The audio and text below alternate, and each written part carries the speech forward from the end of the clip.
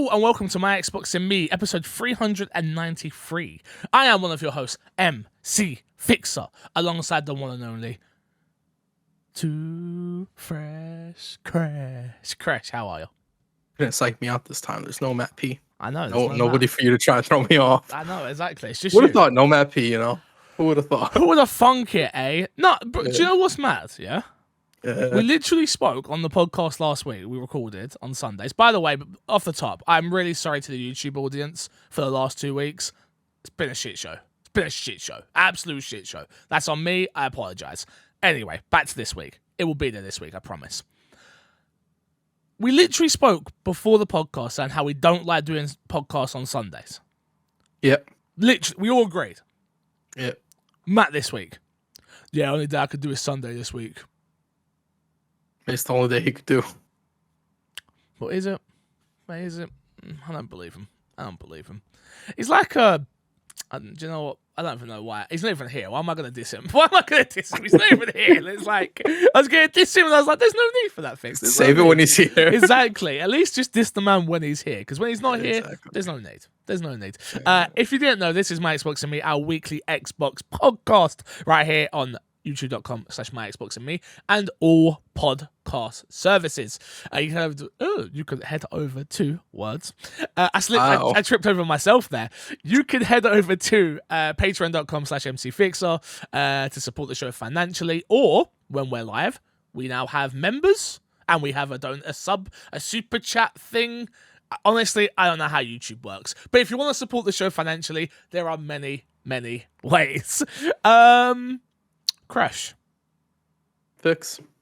Patreon producers this week. Shout out to Aaron Guard and FNH Paul for keeping the lights on and keeping this show on the road for many years now. It's been a long time supporting this show, and we do appreciate them. We really, really do. Topic of the show this week, Crash. It's kind of a sad one. I'll be honest, for me, it's a sad one. So, to give a little backstory before I get into it, I've been in this industry now for nearly a decade. Jesus Christ. That's crazy. Nearly a decade, Crash. I have been in this industry about probably 8-9 years. I've definitely been on Twitch 9+ years, but yeah, I weren't really doing Twitch at the start there, so I kind of say about 8 years, 8.5 years, so almost a decade. I've never been able to go to E3. I've never been in a financial position to send myself to E3, and obviously I haven't had the brands come to me saying they want to send me to E3 to go do some work yet. That's never happened for me. Not yet. And to be honest with you, it probably will never happen. Because Xbox, Nintendo, and Sony won't be a part of E3 2023. This one comes from IGN. EA's first physical event in 4 years was supposed to be a triumphant return for the trade show, an opportunity to recapture some of the most exciting parts of conventions, which historically have been major showcase events for the games industry. However, it appears that E3 2023 in LA at the Convention Center in June will be missing the big three: Xbox, Nintendo, and Sony. IGN have heard from multiple sources saying that none of them will be on the show floor this year.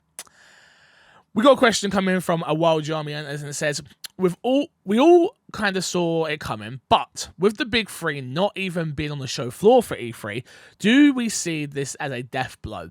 Do you guys see the big three doing something smaller during the week or having their own event? I could see each, especially Xbox, putting their floor demos on the storefronts for a week to have people play them. It also shows that these three don't really have confidence in the new E3 event manager, in my opinion. So, a little bit more news has come out since then, or rumors. We can't confirm anything. Yeah.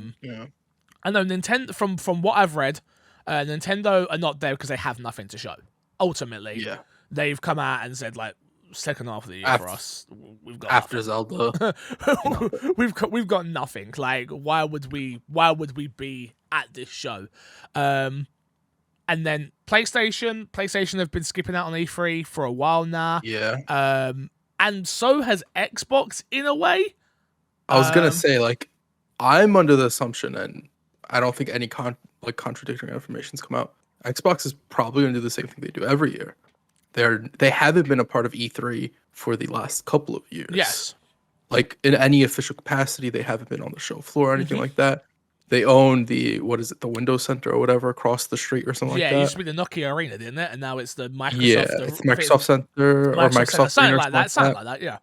Yeah. So my assumption is that they'll do the same exact thing. I don't think anything's really changing for them. I think the only thing that's not there, that hasn't been there, that's been there the last few years, is the Nintendo thing. Sony's like walked away from E3 pretty strongly. I don't think Sony, even if Nintendo was here, is ever going back to E3. They've had a lot of success with their own stuff. And Microsoft as well. I think it would be kind of a dumb move on Microsoft's part to go back to E3 at this point. I don't think they need E3 in that capacity because they still hit that E3 time space. They have their own show floor. They can sort of dictate how everything goes and how they want to do things. Look, realistically, I think I was very lucky enough to go to Xbox Fan Fest back in 2019, I believe it was. Yeah. That sounds right. Sounds right. Yeah, sounds good. As a fan, I wasn't sent as a journalist or anything like that. I went as a fan. And it was one of the best experiences I've ever had. Like, that to me was what Xbox, if Xbox decide to get back into live events, that's what they should do. We saw the one that was in Mexico as well, and those fans were crazy. So they did one in Mexico, did one in London, England, and then they did one in America as well, if I'm not mistaken. They were supposed to. Oh, the one in America got cancelled, didn't it? Yeah, I think it was supposed to be New York as well. Yeah. That sounds right. You're right. Hopefully they bring that back, because that to me was fun. E3, ultimately E3 was it's never gonna be what it was. Like, I already said that anyway. I definitely come at it from a snooty point of view. By the way, I just want to make that very clear, because E3 used to be just journalists. Yeah. So you would rub shoulders with the right people. You were meeting PR people. It weren't really a place for meet and greets with Greg Miller and Tim Gettys and insert content creator here. That wasn't what it was for. Don't get me wrong, people are asking for photos. Of course, everyone asks for photos everywhere. But it was a place for journalists to go and cover video games. And that's what the magic was for me. With it being a pub, when it went to a public trade show, I was like, I'm not really sure. You know? Yeah. And then this, I mean, this shouldn't surprise anybody. Because I ultimately, I do agree with you, Crash. Xbox is still going to have some sort of showcase.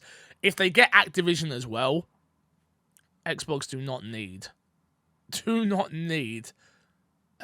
E3 or any other trade show ever. Yeah. They're Microsoft, you know? Like, they don't need it. And it doesn't make sense, especially like if E3 is like a deteriorating brand, for Xbox to have like a really good, like their own conference and be like, oh yeah, Xbox was the best thing at E3, but it's E3. Would that generally be the conversation around this? Like, they can do their own thing. They don't have to have, they're off doing their own thing. They don't have to have as big of a showing, and they can sort of spread content out more throughout the year. Yep. Which I think is part of the reason they're starting to do developer directs. Is like, we don't need to aim to have this big chunk of content drop at once. We can sort of strategically plan what we're dropping and when we're dropping it. Yeah. No, I totally agree. Is it sad to see though? Yes, because it just, E3 is a juggernaut. It hasn't been the same for many years though. I'd probably say the last 5 years. 5 years probably has been When probably like the year before, or the year that year they opened Sony to the dropped out. public. Was that before or after? Before, I think. Okay. Yeah, I think. But yeah, I agree with you. The year that Sony wasn't there was like the start of the decline. Mm-hmm. And even if it wasn't like the start of it, it was like the definitive point where it's like, okay, E3 is officially like starting to decline at this point. These game companies have woken up, you know? Like, don't get me wrong, from a fan point of view, it used to be the best. Like, I hate to sound like the old guy now, but doing that weekend, like, as much as it used to be stressful, but there was like 4 days of just wake up, react, literally go and watch a bunch of IGN videos, react. It used to be nuts. It was so much fun. It was stupid It was as well. gamers Christmas. Yeah, You know, it exactly. really was, because it was constantly like you'd get the shows, they would have your conferences, and then like you said, like you'd have IGN doing like all day interviews, so you'd get deeper delvings into the games you want. You'd get new gameplay from be it IGN or GameSpot or whatever Yeah. other like companies there doing stuff, and it was just such a dope moment as a fan to see. But like now we can get that whenever, and it shows like this never really end up being that same thing anymore. So I'd rather like at this point is like E3 should become a PAX or something like that, or just go away. Which no, it's going to become a PAX. That's pretty much what it's going to be. Yeah. And look, more power to you. Well, good Yeah. luck. Put it this way, I won't be wasting my money this year. I think maybe anybody I who might though. Maybe you say that. Maybe I might. If Xbox announced that they're doing something next door, Yeah. and then I hit up you, and you're like, "Yo," and then Matt says, "Oh, I'm going for work," and then a bunch of the community becomes goes, a "Oh, thing, I'm yeah. going." Maybe then I would go, but for me, It's not for me E3. only, I'm not going for E3. I'm going for Yeah. everything else. It's all so. the other stuff, yeah. Which is why a lot of people choose to go to like PAXs and stuff like Absolutely. that as well. Is you go for the people you know going there. Of course you'll go to see a couple of games, and some companies who say like, oh, we're gonna be there. But realistically, you go to hang out with your friends and all the other people you're going with. Absolutely. 100%. All right, this podcast reviews, Crash. Have you got any new ones? Let me check. I do haven't. Not Last believe one so. is from Little Smitty in 2022. All I'm saying, people, is we're 2 months into 2023. And the fact that we don't have a podcast review tells me two things. One, you haven't kicked your nan down the stairs and took her phone. True. Disrespectful. She's Very got an iPhone. disrespectful. She's got an She's got an iPhone. Kick her down If the she stairs and doesn't, take her insurance iPhone. for her getting kicked down the stairs will We'll definitely cover buy it. her an iPhone. Exactly. Exactly. Exactly. And number two, you hate us, and this podcast sucks, and we should just end it here, Chris. We're not making it to 400. Imagine the surprise at later. 400 is that $3.99 is the last done. episode. And we don't even announce it, but then no episodes come after that. just People- done. At first, people will be like, oh, wow, it's a really big 400. They're closing it really close to the end of the week. Either that or Matt can only do Sunday. We don't know which one it is. One way or the other, man. One way or the Yeah. other. What's been in your box this week, Chris? What have you been playing? More Hi-Fi Rush.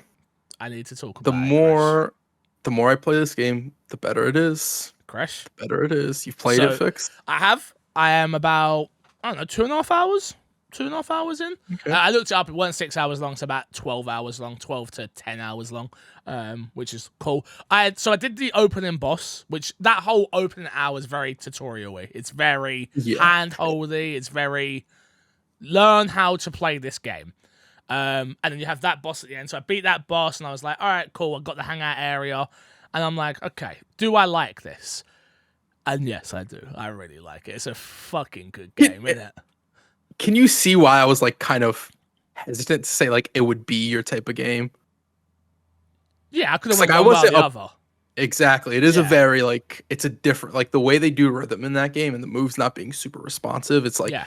you're either gonna fall in love with it or it's gonna be like it just does not No. click for me. I And think when I was playing at first, I had that little bit of worried when I first started the gameplay. So I was like, oh, I don't know how Fix will feel about this. I think you hit the nail on the head when you said it last week, which aside from a Guitar Hero and a Rocksmith and things like that, I think it might be the best music-based rhythm game, or just rhythm game in general, rhythm game I've ever played. I generally believe that. It's the closest thing we'll ever get to a spiritual successor to Sunset Overdrive as well. Not in the same ways, obviously. It's a very, very, Yeah. very different game, but its art style, the movement, not as good as Sunset, but just it's a fun game. Very, very fun game. Yeah, sorry. I will say the game does give me a lot of Insomniac vibes when I'm playing it. In particular, like a lot of Insomniac? Ratchet and Clank. Oh, yeah. Which they sorry, made yeah, Sunset never got Overdrive that, as yeah. well. It gives me like some of those vibes. Not obviously not a 1-to-1 because they're not the same type of game at the end of the day. Mm. But when I'm playing that, I find myself enjoying it in a lot of the same ways that I do those games where it's like I'm playing this game and it's just a fun time to be in this world and doing these combos and interacting with these different enemy types. Yeah, I think it's a great start from whatever team worked on this at Tengo. I think it's a fantastic start. I think it was a fantastic. I haven't been it yet. I will be being it 100%. The concept of what they have there is really fun. The stories, I actually enjoy the story a little bit more than what I think both you and Matt do. There are cutscenes. There is a narrative. The writing is okay. It's not like crazy or nothing like that, but it's enough. It's enough to get me from point A to point B. It is like you're playing a Saturday morning cartoon. Yes. Like for me, like if I had a cousin over and I was like, what game can they play? It's like, oh, I'll let them play this. Because you also don't need to be great at the rhythm-based stuff to do well in that game, which I think is one of the biggest takeaways for this game, where it's like it would live or die on that. I think if you were to get punished for being bad at the rhythm stuff, I think that's where you start looking at it and like, is it that great of a rhythm game? Yes. I think for people who are good at rhythm games, they'd be like, yeah, it's an amazing game. But for somebody like me, who I'm like, I'll get by on like a C on hitting the notes correctly. I'll get about like 50% or something like that. But I'm still doing great. I'm getting A's and S's in all the other categories, you know? Yeah. Which I still get that satisfying feeling for playing the game. I don't even pay attention to it. The grading system, the all that stuff, that stuff to me, that isn't for me. Like that is there, it's cool. I see it happening, but I don't care about that. That doesn't bother me in the slightest. I've just unlocked the second character that you use, and it's like, oh, okay, cool. I'm interested to see where this goes. Like I really am. I love the format, which is very much go out, do your mission, come back, home base, go out, do your mission, come back. And that, to me, it breaks up the game perfectly for the way I like to enjoy video games, as we spoke about before. Very similar, akin to High on Life, which was very much go into this world, beat this boss. This game is exactly the same, which is cool. Go ahead. No, I was gonna say, I don't know, I haven't got there yet, but I assume there's a little bit of replayability on the levels. Yeah, so I'm not too sure yet, because I think I did like the first 3 levels or something like that. There does seem to be like locked rooms and areas, right? Through, so I'm 100% on board with you that I think there's probably replayability there. Yeah. I like the way the upgrade system works. I like the way I've just unlocked the last piece of getting the computer, like the chips that she designs, and man, I think anybody who doesn't have this hasn't played this game, I think you're doing yourself a disservice if you're an Xbox fan. It's a very, very good game for Xbox to have in their repertoire, because it's something that nobody else has, to be honest with you. Yeah, I also think that this is probably one of the best things Xbox has come out with in a while, even like conceptually, because it's very different from all stuff that all the other studios are even potentially offering. Even when you're looking at like the Initiatives game and stuff like this is a very unique experience. This sort of reaches out of the zeitgeist of what quote unquote hardcore gamers expect, right? The God of Wars, The Last of Us, the Gears of Wars, and Halos. This really like sticks out when you see it. So I think it's really, really dope. Like you said, that Xbox does have this. I think the other thing that you hit on, which was quite interesting, is it's a kids game. Ultimately, it's a fun, enjoyable experience for me as an adult. Don't get me wrong, but it's a game that, oh, Mom, I want to play this game. What is it? I don't know. It's some game that just came out on Game Pass. What's Game Pass? Oh, can I buy it? Yeah, sure. Oh, look, another experience that all ages can experience. That's huge.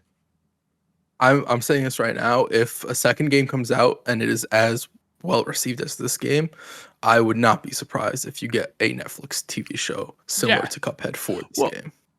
I don't know if I don't know how well it's doing. Like I'm not on Twitter like that anymore. I'm not really on it like that. I used to be very on Twitter. I could tell if something was bubbling. I don't know if it's gonna make it to that level. I also don't want a sequel. Unless it ends, maybe it ends in a certain way, and maybe I do want a sequel. But I've seen what Tango can do now with a game like this. I'd love to see what they could do on a bigger budget, but not in a sequel sense. Like you just said, I think you said very akin to, like you said, a Ratchet and Clank. I want to see now. All right, this was a cool proof of concept of we can make an action-based rhythm game. Yeah. Now, what can we do in an open world action base? What can we do with a big budget? I think you're gonna get. I get what you're saying, and to a degree, partly I agree. But the problem is, you said a phrase that I think takes away from some of the charm of this game, and that's bigger budget. Yeah. It's not that No, I making a agree. bigger I do budget makes the agree. game worse. It's that you're just gonna have a bigger game then Yeah. as well. And I think that sort of takes away from some of the ease of this game. Of Agree. you're getting in, you know what you're playing. When you throw in an open world, it's like, okay, well now how many other side objectives are there going to be that you don't really need to do, or that you don't I think really need like to a interact Ratchet with? and Clank though. That's literally the perfect. Like I enjoyed Ratchet and Clank's open world. It's semi-open. Semi-open It's world. not like I'm not Yeah, talking it's like, about fucking The Witcher got it, here. okay. I'm talking like maybe Here, open go world to isn't the this right. factory, and this factory or whatever, this section, the building Exact- or whatever is open world. It's its own level. Maybe it's not okay. open world. Maybe that's not. It's not considered open world. Like a, you know what I mean? Like I hate Halo Yeah. Infinite. Yeah. I just wanna. I wanna see again. This game to me, if it carries on throughout its quality of what I've played so far, it's probably gonna sit at like an 8, 9, maybe. That's kind of where it feels like it's at for me for the experience that I'm having at this moment in time. And yeah, I wonder what could happen on a grander scale now that we've seen proof of concept for something like this. So yeah, really enjoying it. Xbox fans should be excited. This is a great start to the year for Xbox with a game of this quality, to be honest with you. Yeah, I mean, going from this into even next month, you have then Atomic Heart. Like, I think this is going to be a really good opening for the year for Xbox. Next up, we've both been playing the same game. We've both been playing Dead Space, the remake. Yeah. A game that I played. So I played Dead Space one time on. I used to do a series called critically acclaimed games, where I'd go back and play games that were very much spoken about. So I played Skyrim for a couple of hours, and I played Dead Space was one of them as well. It never clicked the way it was very cool, and I was like, man, back then I would have loved this, but there was something about it that just didn't click for me all the way, which is the total opposite to what this is. This is amazing. I really love this. Like, it has scared me multiple times where things are just coming out of nowhere, and it's so good. Bro, the atmosphere in this game, amazing. I think it might be my favorite atmosphere in any horror type game. Even going to Resident Evil 2 Remake, I think it's better than Resident Evil 2 Remake. You're making a face. Sure, if you say so. You disagree with that? Yeah, no, Resident Evil 2. But again, nostalgia beats everything, right? So you're never gonna get me to Resident Evil 2 Remake's my favorite game of all time, I think. Nah. So that's fair. And yeah, nostalgia's so real. From other people, if you was I don't know your history with Dead Space, but if somebody else was to have said that, I would have been like, and they were like a huge Dead Space fan, I'd be like, I'll allow it because of the nostalgia. But you're not wrong. Yeah. It's fantastic. Here's what I will say. Not a huge Dead Space guy, not a huge Resident Evil guy. True. Played Resident Evil 2 Remake, played Dead Space Remake. Yeah. No, So but you like, enjoyed my hands Resident are Evil clean. 2, though, remake. I loved Resident Evil 2 Remake. Yeah. I absolutely loved it. So it's And- not like I'm going into this and it's like this clearly beats it out of the water. Yeah. But I do think for me, the atmosphere, a lot of it is the audio design. The audio design in this game is fantastic. Yep. And it's also lighting. The lighting in this game is so great. Well, you're in a dark room sometimes and all you got is your spine, and the spine, like the color, and if it's like on orange or red, it just adds to that atmosphere in a way that the UI is just so brilliant in this game. Well, that's literally what I was going to say. It's like, I think what I will give it is it's in color, it's the darkest game I think I've played, which has also made it the most fun in the way how dark it is. I'm talking about, I'm checking corners with literally, like you said, that little light, and you're like, please don't be there. Please don't be there. Like, I want to talk about a room because there's one room that you get to, and it's early definitely on. been Both to of it. us are only in chapter 2, so like, I'm just gonna say, It's you know the early, yeah. room that you go into, and then you have to pick where you're putting the power to, and you have to turn the lights off in the room. When I got there and you're walking, you hear people start walking towards you, and you hear audio from both ways, and you can't see them constantly until they get closer to you. That part was fantastic, dude. Yeah.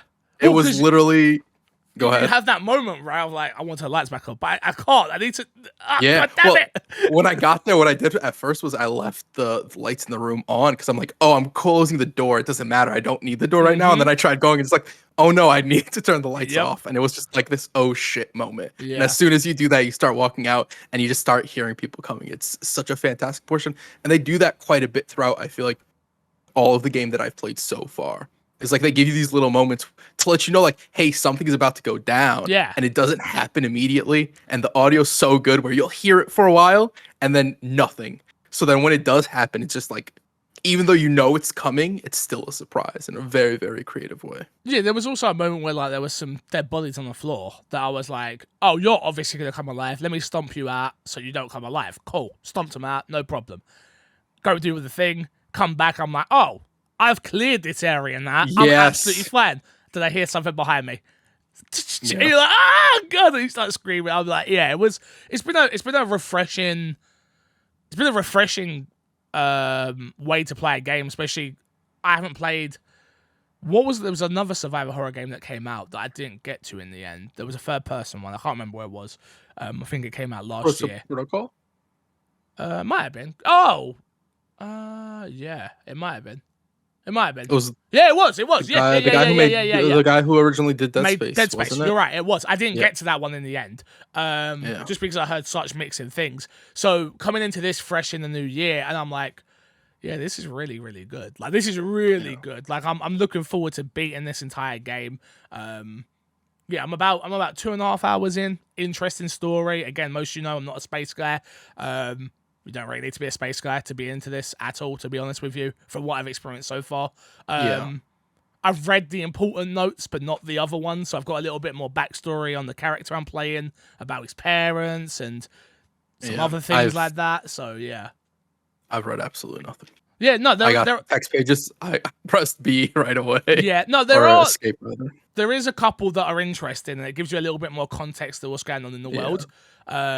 But the ones that are like email from Jane to Terry, no, I'm good. I don't care. Like I'm not interested in that. But when I see like a big one, I'm like, okay, what is this about?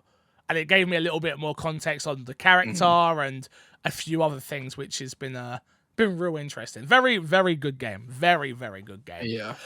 The only problem I think I have with it, and it's not that I have a problem with it, it's not the game itself actually, is what I worry about, I guess, is a game like this, Dead Space remake, comes out. Obviously, it has a core audience who are going to buy it. They're going to love it. Boom, boom, boom. Then you have EA Play, and you have people who know for a fact they can wait on this game because eventually it is going to come into EA Play. How do you think that's going to affect EA when it comes to the sales on this game? Are they going to look at it and it underperforms, let's say, and they go, oh, and this is why we don't do these games anymore? Like, where do they find that balance?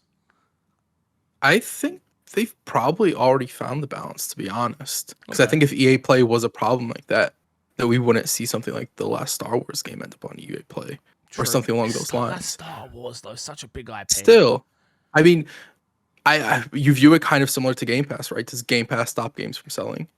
No. But EA has just such a different relationship than Xbox do with their audience.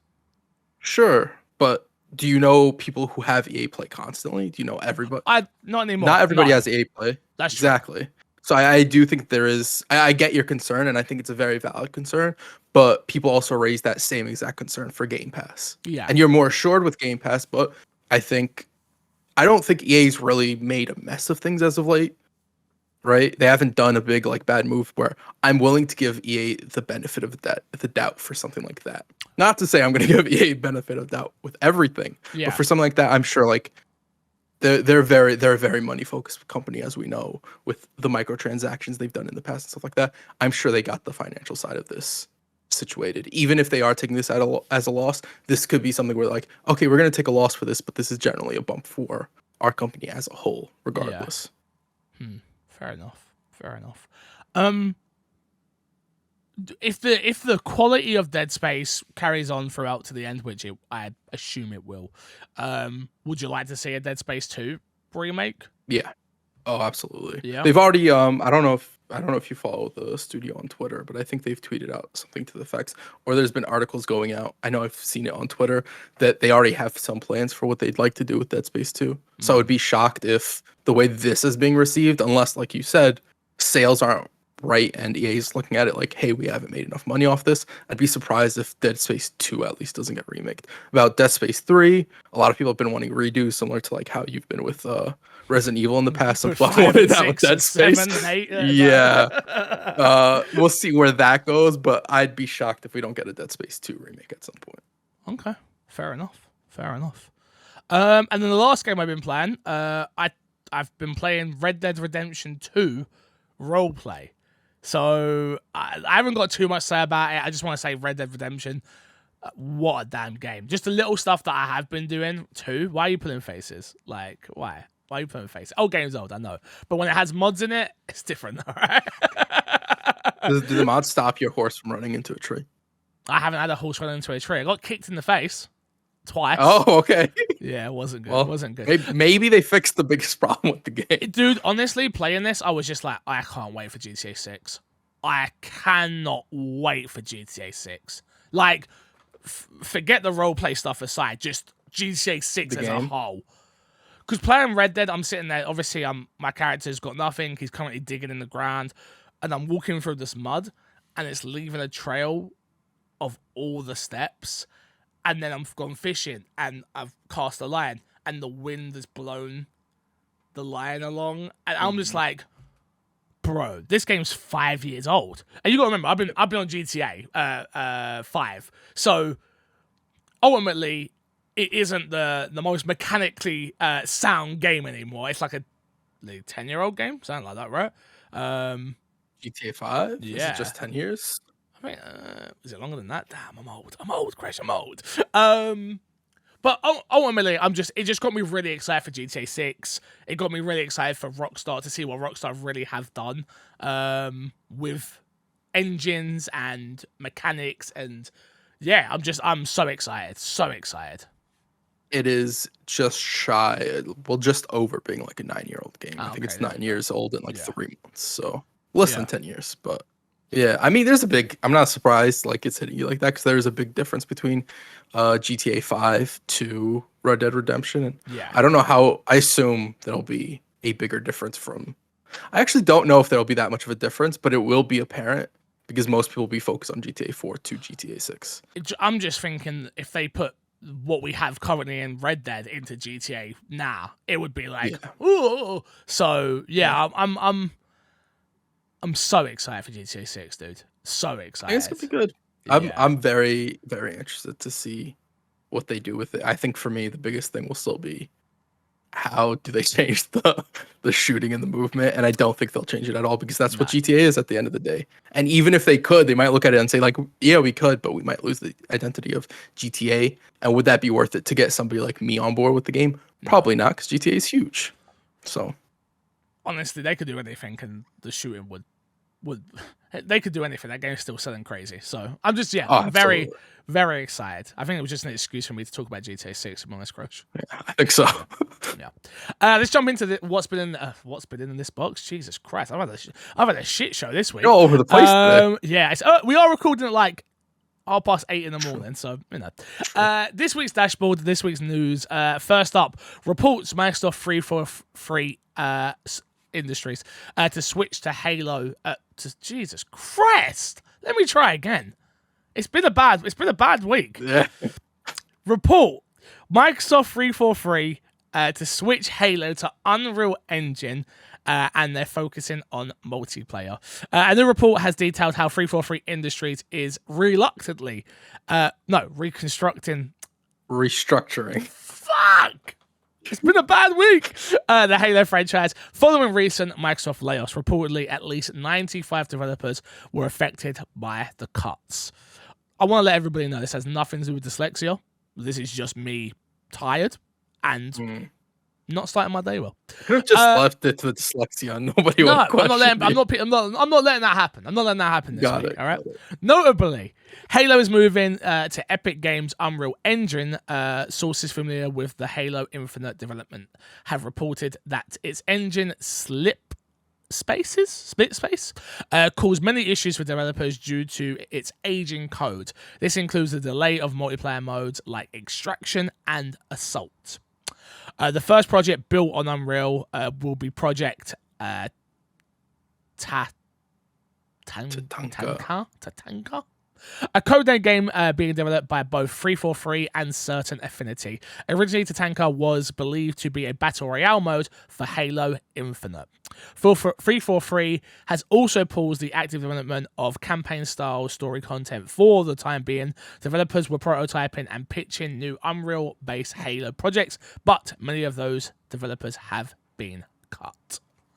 So, big move, obviously, for 343, and big move for Halo moving to Unreal Engine. Again, I'm not a game developer, so I'm not gonna know the stress that this can cause. But bro, I know how hard it is to move from Sony Vegas to Adobe Edition, whatever these programs are. This is basic stuff.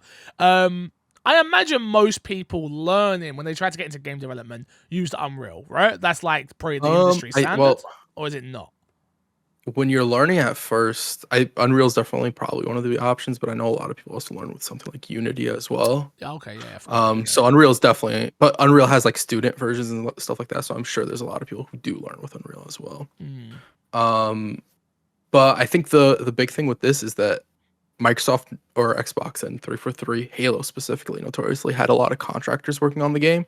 And the problem was with contractors, limited time there. You're getting them to come in, they have to learn slip space, and by the time they're finally getting grasp on it, it's like, okay, you're contractor, but you got to go. Yeah. And also moving to Unreal, I think the big benefit is like, hey, we want to do something, but we're not entirely sure how to do it. Let's hit up Big Bro Coalition and see what they do, because Coalition. Anyone. Yeah, true. Yeah. Well, let's hit up Epic themselves and be like, yo, don't know how this works. Yeah. Can someone, can someone come in and show us or teach us or, whatever. Yeah, no, I do agree with you. But yeah, like you were going to say, so please do. Coalition. Coalition. We've seen what Coalition's been able to do with Gears 5 in particular lately. That game is probably one of the best Unreal Engine 4 games. Yep. I would have said probably one of the best Unreal, but I think after Fortnite came out on Unreal 5, that game looks absolutely fantastic on that. Yeah. But what Coalition did came out on Xbox One, right? So it wasn't even the series, and that game looked absolutely fantastic. So I'm sure it's easier to reach out once you're working on Unreal as well as it sounds like it's easier to develop content for Unreal. And we've known that Halo Infinite's had this big drought of content and all this sort of stuff. Mm-hmm. So you'd hope that some of that would be remedied with Unreal, but who knows how much of that is the team was just making stuff, campaign content in Unreal to try and pitch a new game, right? Yep. Bro.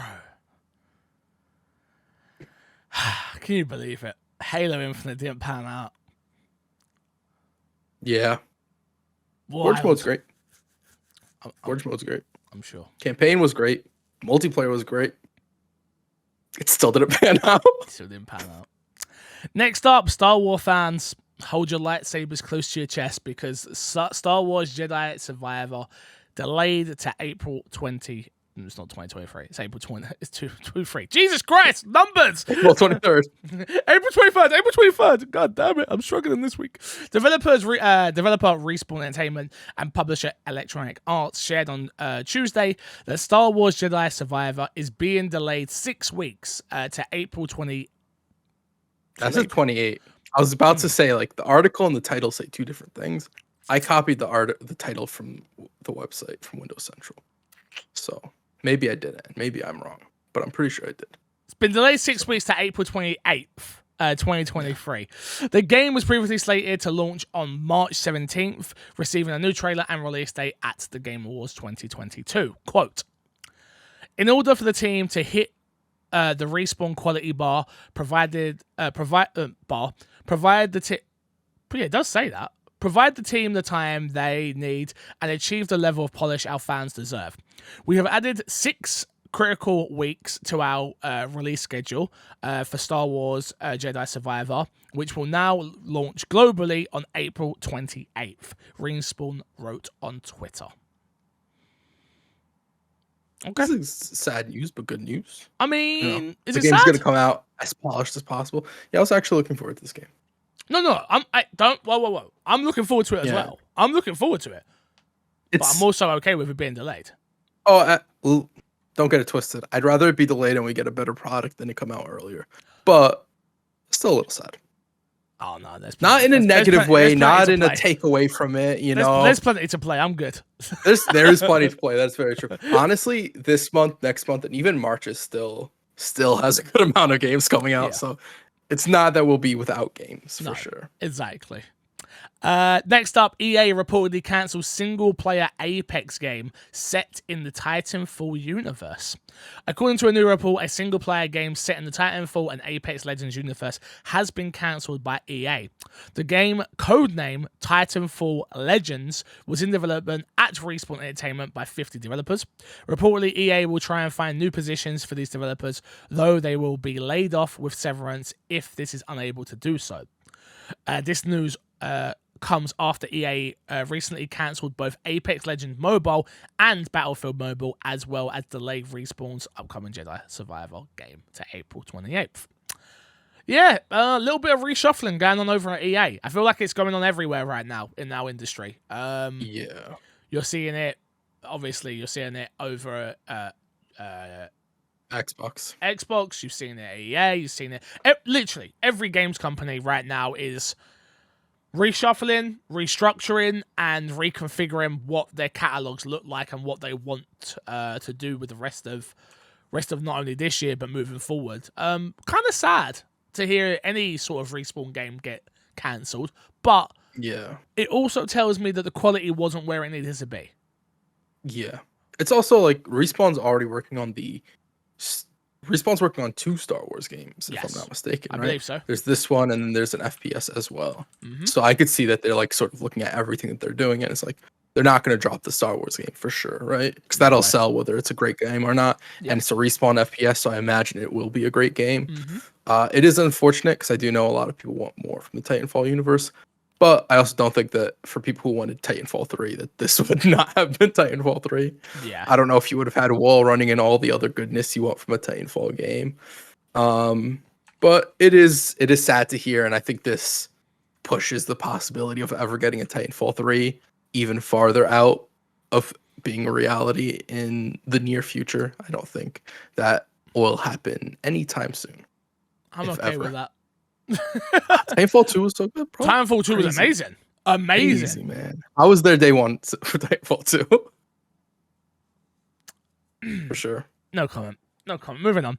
MLB The Show launches in Game Pass. Their new game, MLB The Show 2023, from PlayStation developer Sony San Diego, is launching across Xbox, PlayStation, and Nintendo Switch on March 28th, 2023.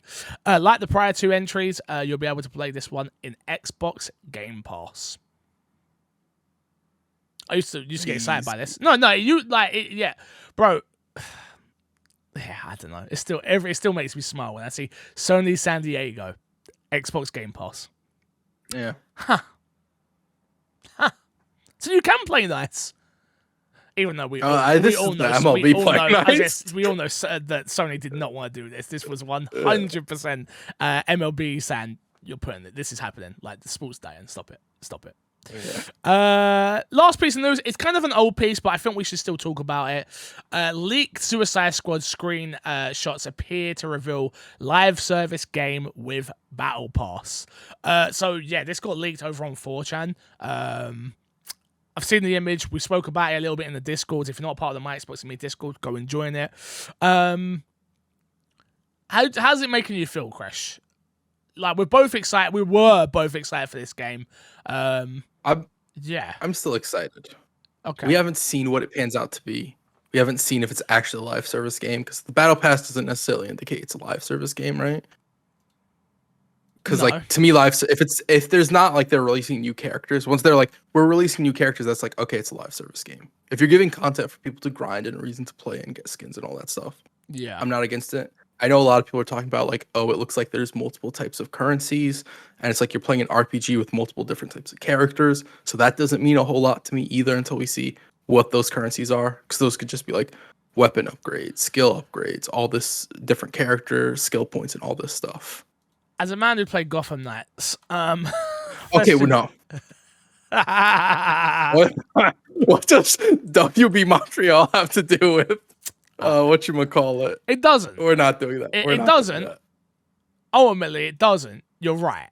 You know the craziest thing right now? I saw your eyes scroll left to right to try and see where you're gonna connect this right now. The one thing I will say about it, like I saw people trashing the UI. Like The UI was fine. I don't. It looks like Call of Duty's UI. I'm like, okay, so there's a load of games, like a menu on the left-hand side with characters on the right. Like, I didn't understand the trashing of the UI personally. Made no sense to me. That made no sense to me. I am concerned by the sheer amount of currencies and things that worries me. But ultimately, I've learned one screenshot don't mean anything. It doesn't make the game bad. Battle passes ultimately, yes, they can be negative, but also can give games longevity as well. So I'm gonna remain optimistic, nonetheless. There's still a story in here that I'm interested to see. Yeah. And so the last trailer we saw, which I assume is a cutscene straight from the game, it was fantastic. It was a great trailer. Great humor in it, great character in it. Until we can see this in action, and we can see that the battle pass is absolutely shit, and the currencies are each a different type of currency to buy skins and all this other stuff. And it's like, okay, at that point, this is a completely trash game. But until then, I'm gonna give Rocksteady the benefit of the doubt with this game, because I think they've earned it with their past games. Agreed. Agreed. Well, the combat's going to be fantastic. I can already tell. Yeah. You know, when I made the prediction about gameplay, I recently looked at the stuff they've released, and they've absolutely shown gameplay, like full-on gameplay, and it looked really good, and that just slipped my mind for some reason. And it's like, I saw that, well, because I was watching a video of people complaining about this, and they had gameplay in the background. I'm like, that screenshot does nothing for me. This game still looks dope. I'm still very excited for this game. Good. We can play together? Oh, okay. Let's jump into Fixer Sack. Remember, you can email in myxboxandmepodcast@gmail.com if you want to jump in my sack and answer some questions. Also, hit us up in the Discord under the Discord tab of the questions. Chris, it's a long-standing tradition on the show. Don't pull your face. Yes. You've never asked somebody to jump into your sack. No, but I used to. Back in the day, that's. Oh, did you really? I didn't know this. That's old school. Got it. First question comes from Wild Yami enters. Will anyone from the My Xbox and Me crew be playing Persona 3 or Persona 4 Golden since they were added to Game Pass? I'd love to hear thoughts on these games, especially if you've already played Persona 5 Royale.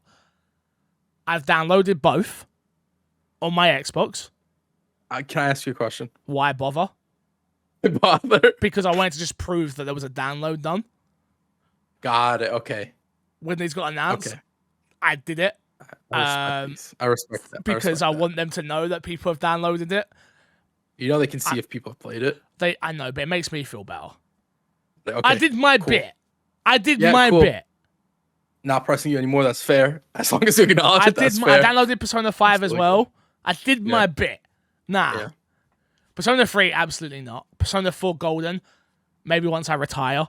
And Persona 5 this year. I promise, I'm coming. I'm coming. I'm coming. Sure. I just don't have time, Yami. These games are so big, and we have so much to cover. No, I have not especially not those two. But on a serious note, Persona 5 I'd love to get to this year. Seriously, I would. So if there is ever a lull period, I think that will slot in at some point. But no way, I don't have time to play all of those games.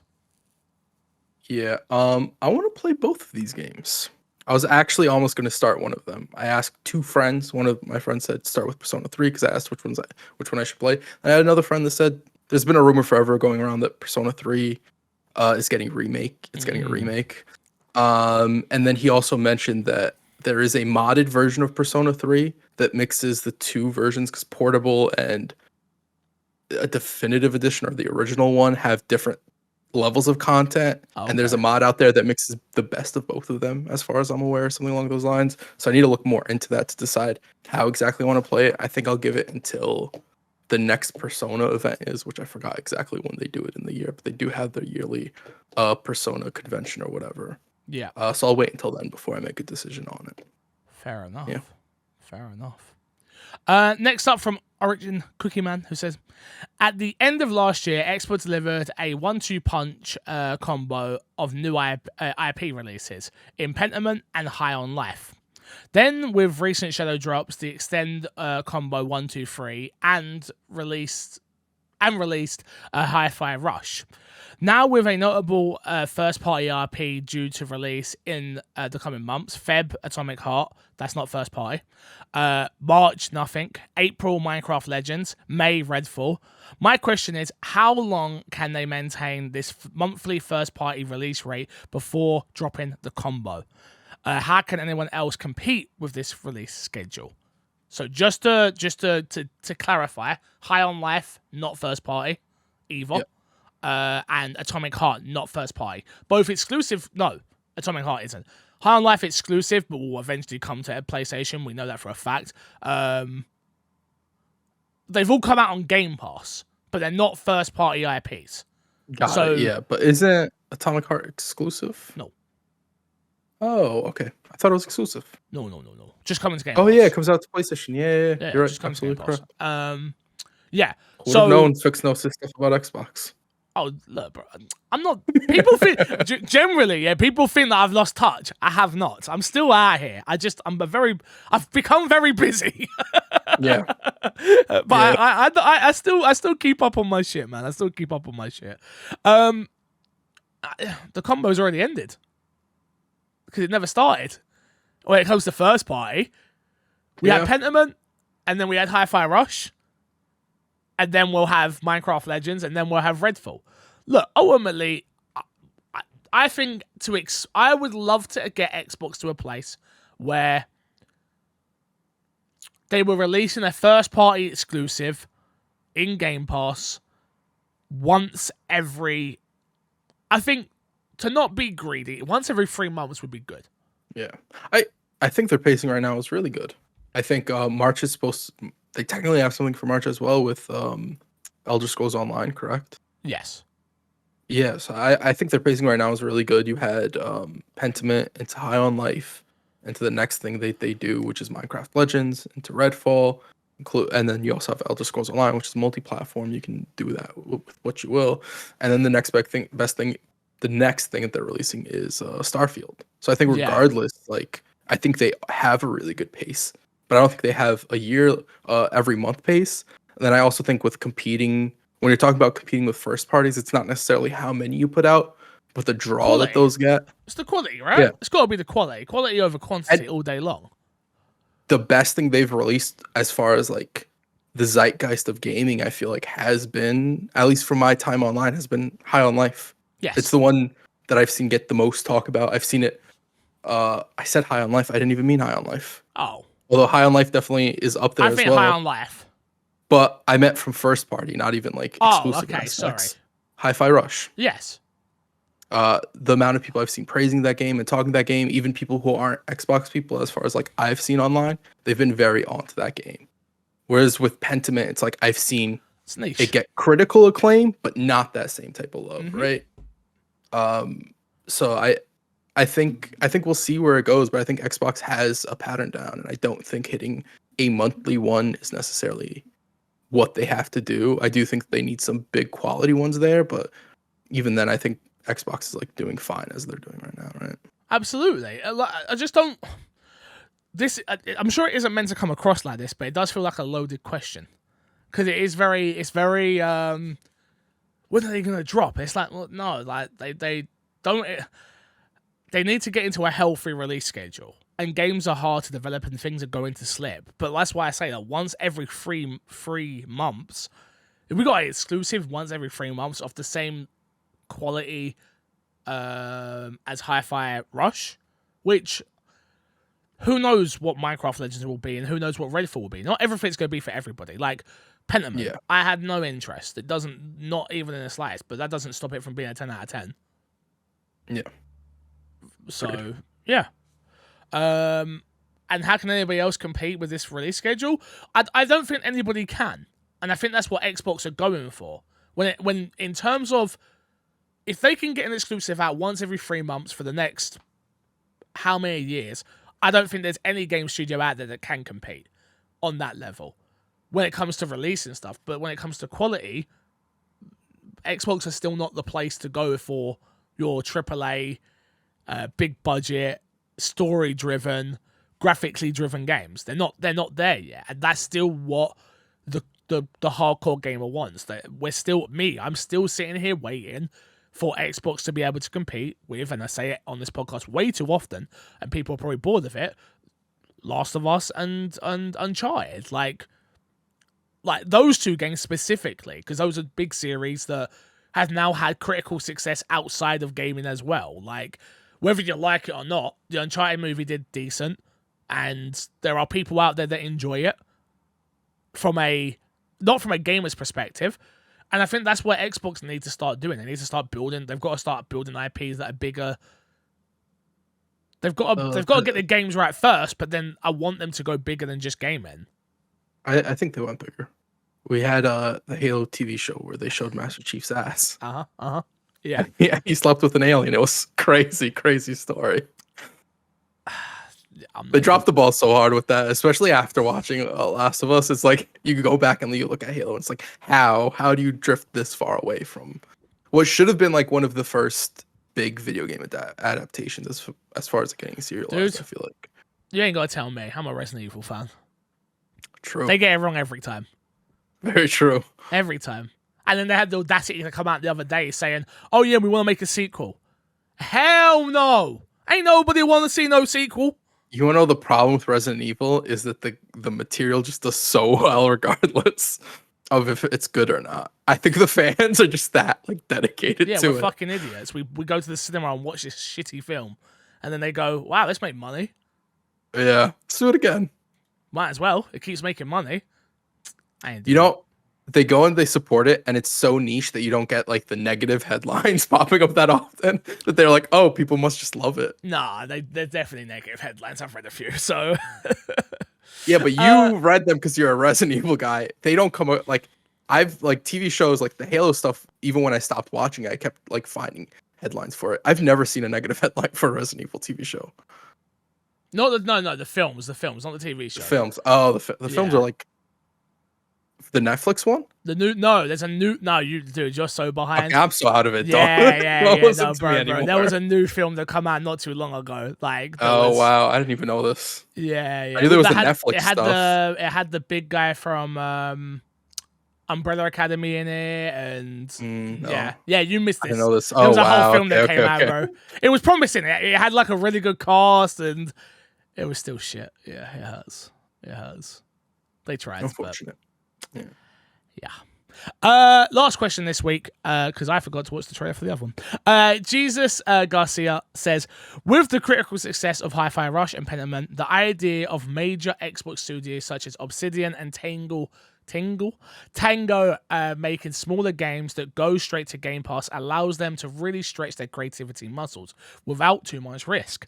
This is a great idea that we may see more of. What first-party studio would you like to see do this? I think 343 should attempt this, especially given their recent struggles. Ooh, I like this question. Very good question. Yeah, I would make the argument that 343 was in the perfect position to do this with new Halo stories and DLC for Infinite. And obviously, I don't think that's happening anytime soon with the way that studio's restructuring. I would have said I would love for the Coalition to do, and there's been rumors that they're making a smaller game. But I think there was a rumor recently from it was either Jeff Grubb or Jez Corden, and I can't remember which one it was, that apparently that got canceled as well.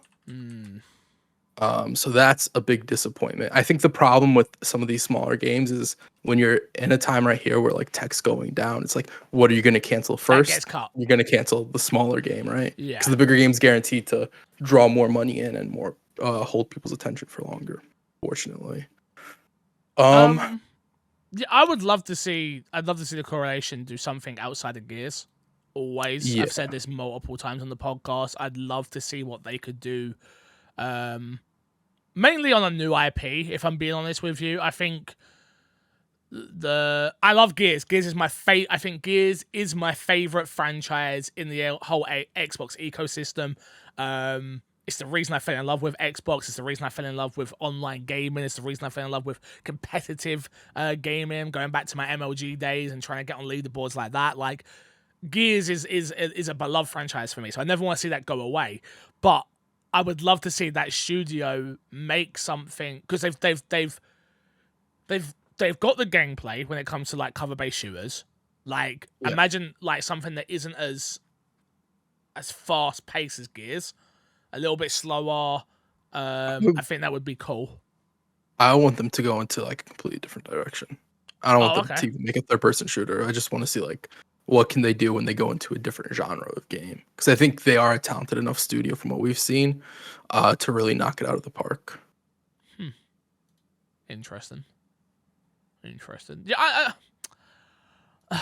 it's a hard one, man. It's a hard one because I look at what we've got coming, right? Like you could say about a lot of studios, to be honest with you, that Xbox have. Like, you could see them doing all sorts of things. Again, even like, I wish Bethesda would make. I wish Bethesda would make a smaller game.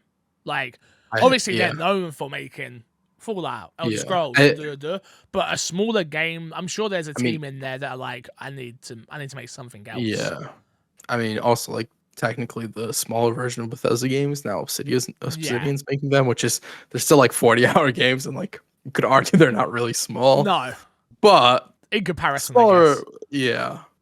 To be honest, I think any studio, if I'm being honest with you, making a smaller game that's sort of outside of what we normally know them for, I think would be very, very dope. Look, we're already seeing it from Playground, right? Like, Playground are doing it currently as we speak, which, whether that's got its highs or lows, we don't know. It's not the smallest side of things, but it's a whole. It's such a risk. But yeah, man, I think Xbox are in a really healthy position. Really, really healthy. I'd like to see id do something that's not Doom. Yeah, I think id would be very cool. A lot of the studios that they have now, especially the ones that we've gotten from Bethesda, where we've normally seen them just sort of churning out similar content, not in a negative way, but always very samey from what they put out. I'd love to see a lot of those studios be like, hey, we're going to tackle a 6 to 10 hour game, and it's going to be way outside of our comfort zone of what we normally put out. I think that could be very cool. Because look at Tango, what Tango did. I think that's the perfect example, because Hi-Fi Rush is so out of left field from them that like I think almost anything any other studio would put out would be more in line with what they were doing, as opposed to what Tango put out, and they absolutely knocked it out of the park. Agreed. Absolutely agree. Crash, let's plug and get ourselves out of here, dude. What you got to plug this week? What do you have to plug this week? You. I'm sick of listening to this podcast and hearing Matt and you go, the YouTube channel. What have you got to plug? What are you working on? What are you up to? How's life? Like, what's going on? Twitch.tv/MCFixer. You can see a good buddy of mine role play some GTA if you haven't seen that before. Did I do it right? Amazing. Remember to follow me at MCFixer. Follow Crash at CrashNetPlays on Twitter.